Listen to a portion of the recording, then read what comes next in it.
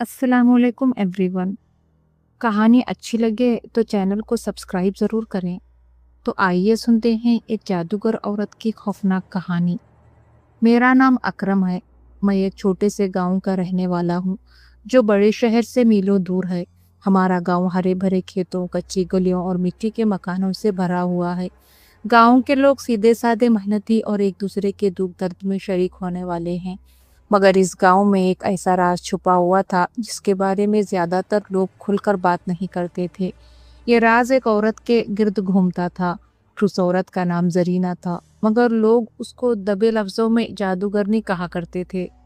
जरीना बज़ाहिर एक आम सी औरत लगती थी। दरमियानी उम्र, सांवली रंगत, बारीक मगर तेज आंखें और हमेशा काली चादर ओढ़े रहने वाली। गांव की औरतों के साथ बैठकर बातें कर लेना, हंसी मजाक करना, बच्चों के सर पर हाथ फेर देना, ये सब कुछ वो आम औरतों की तरह ही करती थी। मगर उसके अंदर कुछ ऐसा था जिससे कोई अल्फाज में बयान नहीं कर पाता था। जब भी वो किसी की आंखों में देखती तो लगता जैसे दिल की धड़कन रुक सी गई हो। उसकी आंखों में एक अजीब सा जादू था। गांव में कहा जाता था कि जरीना के पास कोई पोशीदा इल्म है। वो जिसके साथ चाहे अच्छा कर सकती है और जिसके साथ चाहे बुरा। मगर ये सब बातें अफवाहों की तरह फैलती थीं। ये खुलकर कुछ नहीं कहता था, क्योंकि जरीना सबके दरमियान ऐसे घुल मिलकर रहती थी कि उस पर इल्ज़ाम लगाना आसान नहीं था। मैंने पहली बार उसकी असल ताकत का अंदाज़ा उस दिन लगाया जब मेरे करीबी रिश्तेदार कलीम चाचा के घर एक वाकया हुआ। कलीम चाचा का बेटा जमील अचानक बीमार पड़ गया। पहले पहल बुखार समझा गया, फिर खांसी, नज़ला, लेकिन चंद दिनों में उसकी हालत बिगड़ती चली गई। जिस्म कमज़ोर होने लगा, आंखें अंदर धंस गई और वो रात भर किसी अनजान ज़बान में बड़बड़ाने लगा। गांव के हकीम से लेकर शहर के डॉक्टर तक सब दिखाया गया, मगर कुछ फ़ायदा ना हुआ।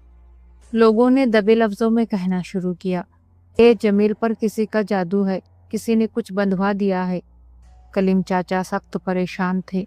एक रात उन्होंने मुझे अपने साथ बिठाकर कहा, अकरम, मुझे शक है ये सब जरीना का किया धरा है। वह चौंक गया।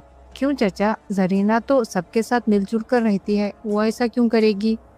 चाचा ने लंबी सांस भरी और कहा, बेटा, तुम नहीं जानते, कुछ दिन पहले मेरी बीवी ने उसके साथ मामूली बात पर झगड़ा कर लिया था। उस दिन जरीना ने जाते जाते कहा था कि अब देख लेना, तुम्हारे घर में सुकून नहीं रहेगा। उसके बाद ही ये सब कुछ शुरू हुआ है। मैंने उस वक्त ये बातें महज वसवसा समझी, लेकिन रात को जब मैं जमील के करीब बैठा था तो अचानक उसकी आवाज़ बदल गई। वो बारीक करकत लहजे में बोला, मैं जमील नहीं, मैं तो भेजा गया हूँ। मेरी रूह कांप गई। उसके जिस्म पर पसीना छूट रहा था, आंखें उल्टी हुई थी, ऐसे लगता था जैसे वाकई उस पर कोई साया है। गांव की औरतें अक्सर कहती थीं कि जरीना के पास कुछ तावीज़ हैं। कुल उसके पास अपने मुश्किल लेकर जाए तो वो कागज पर कुछ लिखकर धागे में बांध कर देती। लोग हैरत की बात ये बताते कि तावीज़ लेने के बाद कुछ दिनों में मुश्किल हल हो जाती थी, मगर साथ ही कुछ अजीब सा असर भी होता था। मेरी माँ ने एक बार बताया, बेटा, फलां खाला ने जरीना से तावीज़ लिया था अपने बेटे के कारोबार के लिए। कारोबार तो चमक उठा, मगर उसके बाद वो खाला के घर में अजीब सी आवाज़ें आने लगी। रात को दरवाजे खुद ब खुद खुल जाते, बर्तन गिर जाते, जैसे किसी को खून चाटने की प्यास हो। ये सब सुनकर मेरे रोंगटे खड़े हो जाते थे। जरीना दिन में बिल्कुल आम औरत की तरह थी। कभी खेतों में औरतों के साथ जाकर काम कर लेती, कभी किसी शादी ब्याह में नजर आ जाती, मगर रात के वक्त उसके घर से अजीब सी आवाज़ें आती थी। मैंने खुद कई बार रात को उसके घर के करीब से गुजरते वक्त ये सुना, कोई सरगोशियों में कुछ पढ़ रहा हो, जैसे कुरान की आयत को उल्टा पढ़ा जा रहा हो। कभी कभी किसी जानवर के रोने की आवाज़ आती, कभी किसी औरत के कह कहे की। एक बार मैं और मेरा दोस्त आरिफ हिम्मत करके उसके घर के पीछे झाड़ियों में छुप गए। रात का वक्त था, चांदनी मध्यम थी। अचानक हमने देखा कि जरीना सहम में खड़ी है। हाथ में मिट्टी का प्याला है और उसमें कुछ जल रहा है। धुआं उठ रहा था और वो धुआं सीधा उसके चेहरे के गिर्द घूम रहा था। वो धुएं को अपनी नाक से अंदर खींचती और फिर एक अजीब आवाज में कुछ पढ़ती। आरिफ कांपने लगा। अकरम, ये आम औरत नहीं, یہ تو واقعی جادوگرنی ہے۔ رفتہ رفتہ گاؤں میں عجیب واقعات بڑھنے لگے۔ کسی کے گھر کی بکری اچانک مر جاتی، کسی کا بچہ بغیر وجہ کے رات کو چیخ چیخ کر رونے لگتا۔ عورتیں اکثر خواب میں دیکھتی کہ ایک کالی چادر والی عورت ان کے گلے پر ہاتھ رکھ کر دبا رہی ہے، مگر کوئی بھی زرینہ کے خلاف کھل کر بولنے کی ہمت نہ کرتا، کیونکہ جس نے بھی اس کے خلاف زبان کھولی اس پر کوئی نہ کوئی مصیبت ضرور آئی۔ میری زندگی میں اس کی دخل اندازی تب ہوئی جب میری بہن زینت کی شادی طے ہوئی۔ تو نکاح سے کچھ دن پہلے اچانک زینت پر دورے پڑنے لگے۔ وہ چیخنے لگتی، اپنے بال نوچتی اور کہتی، مجھے یہ شادی نہیں کرنی، وہ عورت مجھے مار دے گی۔ ہم سب گھبرا گئے۔ زینت کے منہ سے وہ عورت کا لفظ سن کر میرا دل کانپ گیا۔ کیا وہ زرینہ کی طرف اشارہ کر رہی تھی؟ ہم نے کئی مولویوں سے دم درود کروایا، کچھ دن آرام آیا، مگر پھر حالت مزید خراب ہو گئی۔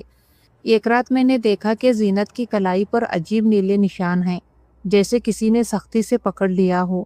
اس وقت میرا یقین پختہ ہو گیا کہ یہ سب زرینہ کا کیا دھرا ہے۔ آہستہ آہستہ گاؤں کے کچھ لوگ اکٹھے ہونے لگے۔ سب کے ساتھ کوئی نہ کوئی واقعہ ہوا تھا اور سب کو شک ایک ہی عورت پر جا رہا تھا، زرینہ پر۔ میں نے اس وقت فیصلہ کیا کہ میں اس کے راز کو ضرور کھولوں گا، مگر مجھے اندازہ نہ تھا کہ یہ کام میری زندگی کا سب سے خوفناک تجربہ ثابت ہوگا۔ میری بہن زینت کی حالت بدستور خراب ہو رہی تھی۔ کبھی وہ بے ہوش ہو جاتی، کبھی چیختی کہ وہ عورت میرے کمرے میں آتی ہے، میرے بال کھینچتی ہے۔ ہم سب رات کو اس کے کمرے کے پاس پہرا دیتے، مگر جب صبح اٹھتے تو اس کے جسم پر نئے نشان موجود ہوتے، جیسے کسی نے نوچ لیا ہو۔ اسی دوران ایک اور بڑا واقعہ ہوا۔ گاؤں کے ایک اور عورت شکیلہ اچانک گم ہو گئی۔ اس کا شوہر کام سے واپس آیا تو بیوی گھر پر موجود نہ تھی۔ ساری رات ڈھونڈتے رہے مگر شکیلہ کا کوئی پتہ نہیں چلا۔ 3 دن بعد وہ عورت ملی، لیکن اس کی حالت ایسی تھی کہ دیکھنے والوں کے رونگٹے کھڑے ہو گئے۔ وہ کھیتوں میں بے ہوش پڑی تھی، کپڑے پھٹے ہوئے، بال بکھرے ہوئے اور آنکھیں خالی خلا کو گھور رہی تھی۔ اس کے لبوں پر بس ایک ہی جملہ تھا، میں نے اسے دیکھا، اس نے میرا خون پیا۔ سب لوگ سمجھ گئے کہ اس سے مراد زرینہ ہے۔ اب گاؤں والے مزید برداشت نہ کر سکے۔ کچھ ہمت والے نوجوانوں نے فیصلہ کیا کہ زرینہ کے گھر پر نظر رکھی جائے۔ ایک رات تقریباً 5 لوگ اس کے گھر کے پاس چھپ کر بیٹھ گئے۔ رات کے پچھلے پہر انہوں نے دیکھا کہ زرینہ نے اپنے دروازے کے سامنے مٹی کے چراغ جلائے ہیں، اس کے ارد گرد لال دھاگے بچھے ہیں اور وہ درمیان میں بیٹھ کر کچھ پڑھ رہی ہے۔ اس کے ہاتھوں میں مرغی کا خون تھا جسے وہ زمین پر چھڑک رہی تھی۔ اچانک ان نوجوانوں کو لگا جیسے ہوا کا ایک تیز جھونکا آیا اور اس کے ساتھ ہی ایک سائے جیسی شے اس کے قریب اتری۔ وہ سایہ انسان جیسا تھا مگر اس کے پیر الٹے تھے اور آنکھیں سرخ انگاروں کی طرح دہک رہی تھی۔ نوجوان یہ منظر دیکھ کر خوف زدہ ہو گئے۔ ان میں سے 2 بھاگ نکلے، مگر باقی کے 3 نے یہ سب اپنی آنکھوں سے دیکھا اور گاؤں والوں کو جا کر بتایا۔ یہ بھی پتا چلا کہ زرینہ عورتوں کو تعویذ دیتی تھی، مگر اس کے پیچھے اس کا مقصد نیکی نہیں بلکہ اپنا جال بچھانا تھا۔ جو بھی اس کا تعویذ لیتا اس کا مسئلہ وقتی طور پر تو حل ہو جاتا، لیکن اس کے بدلے وہ شخص زرینہ کے زیر اثر آ جاتا، جیسے اس پر اس کے جن قابض ہو جاتے۔ میرے چچا نے بتایا کہ ایک بار انہوں نے غصے میں زرینہ کے تعویذ کو آگ میں پھینک دیا۔ اس رات ان کے گھر میں آگ لگ گئی۔ حالانکہ آگ بجھ گئی لیکن اس کے بعد سے وہ ہر وقت بیمار رہنے لگے۔ ایک دن میں نے ہمت کی اور زرینہ کے گھر چلا گیا۔ میں نے سوچا کہ کھل کر اس سے بات کرنی چاہیے۔ جب میں اس کے گھر داخل ہوا تو عجیب سا بوجھ میرے کندھوں پر محسوس ہوا، جیسے کوئی مجھے اندر جانے سے روک رہا ہو۔ زرینہ صحن میں بیٹھی تھی۔ اس نے مجھے دیکھتے ہی مسکرا کر کہا، آؤ اکرم، تمہیں کا انتظار تھا۔ میں چونک گیا۔ میں نے تو کسی کو نہیں بتایا تھا کہ میں اس کے پاس آ رہا ہوں، پھر اسے کیسے معلوم ہوا؟ میں نے ہمت کر کے کہا، زرینہ، تمہیں کیوں سب پر ظلم کرنے کی عادت ہے؟ تم کیوں جادو کرتی ہو؟ وہ کہا مار کر ہنسنے لگی۔ اس کی ہنسی ایسی تھی جیسے کانوں میں کانٹے چبھ گئے ہوں۔ اکرم، یہ سب میرا کھیل ہے۔ لوگ خود میرے پاس آتے ہیں، میں ان کی خواہش پوری کرتی ہوں، بدلے میں ان کی روحیں میرے ساتھ بن جاتی ہیں۔ یہ سودا ہے और सौदे में हमेशा कीमत देनी पड़ती है। मेरी जान खुश्क हो गई। उसने फिर आहिस्ता आवाज में कहा, तुम भी चाहो तो अपनी बहन को बचा सकते हो, मगर शर्त यह है कि तुम हमेशा के लिए मेरे ताबा रहो। मैं लरसते हुए वहां से निकल आया। आखिरकार गांव के बड़े बूढ़ों ने फैसला किया कि अब मजीद खामोशी खतरनाक है। सबने मशवरा करके एक बुजुर्ग आमिल को बुलाने का फैसला किया। वो आमिल दूसरे गांव से बुलाया गया। आमिल ने आते ही कहा, ये औरत अकेली नहीं है, उसके साथ कई खबीस जिन हैं। उन्हें यहाँ से निकालना आसान नहीं होगा, मगर अगर सब लोग मेरा साथ दें तो हम कामयाब हो सकते हैं। वो रात याद करके आज भी मेरा जिस्म कांप जाता है। आमिल ने सबको मस्जिद में जमा किया। कुरान की तिलावत शुरू हुई, अजान दी गई। उसके बाद सब लोग जरीना के घर के गिर्द घेरे में बैठ गए। जरीना जब बाहर निकली तो उसकी शक्ल बदल चुकी थी। उसकी आंखें बिल्कुल सुर्ख थी, चेहरा काला पड़ गया था और उसके हाथों के नाखून नोकीले हो गए थे। वो गरजदार आवाज में चीखने लगी, तुम लोग मुझे रोक नहीं सकते, ये गांव मेरा है। अचानक आसमान पर बादल छा गए, हवा तेज हो गई, चिराग बुझने लगे। सब लोग कलमा और आयत पढ़ने लगे। आमिल बुलंद आवाज में सूरह यासीन की तिलावत कर रहे थे।